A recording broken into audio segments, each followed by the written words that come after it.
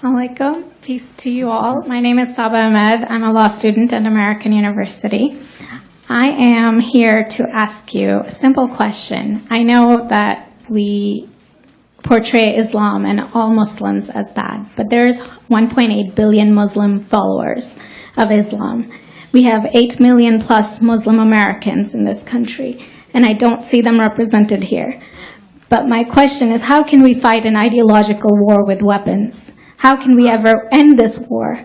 The jihadist ideology that you talk about, it's an ideology. How can you ever win this thing if you don't address it ideologically? Great question. I am so glad you're here, and I am so glad you brought that up because it gives us an opportunity to answer. What I find so amazing is since the beginning of this panel, which we are here about Benghazi attack against our people, not one person mentioned Muslims. We are here against Islam, or we're launching war against Muslims. We are here to discuss how 4 Americans died and what our government is doing. We were not here to bash Muslims. You were the one who brought up the issue about most Muslims, not us. And since you brought it up, allow me to elaborate with my answer. There are 1.2 billion Muslims in the world today. Of course, not all of them are radicals. The majority of them are peaceful people. The radicals are estimated to be between 15 to 25%, according to all intelligence services around the world. That leaves 75% of them peaceful people. But when you look at 15 to 25% of the world Muslim population, you're looking at 180 million to 300 million people dedicated to the destruction of Western civilization. That is as big of the United States. So why should we worry about the radicals, 15 to 25%? Because it is the radicals that kill. Because it is the radicals that behead and massacre. When you look throughout history, when you look at all the lessons of history, most Germans were peaceful. Yet the Nazis drove the agenda. And as a result, 60 million people died.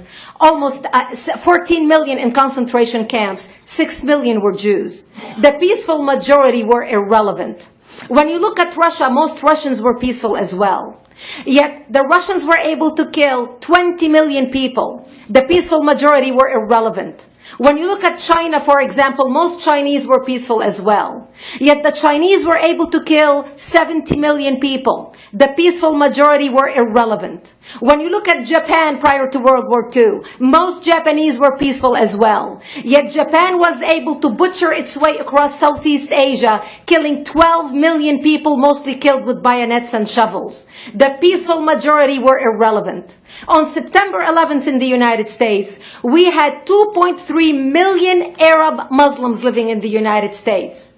It took 19 hijackers, 19 radicals to bring America down to its knees, destroy the World Trade Center, attack the Pentagon, and kill almost 3,000 Americans that day. The peaceful majority were irrelevant. So for all our powers of reasons and us talking about moderate and peaceful Muslims, I'm glad you're here. But where are the others speaking out? And since you are the only Muslim representative,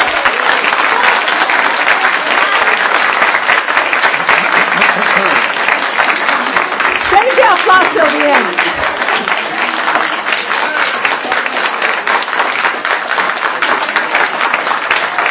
Thank you.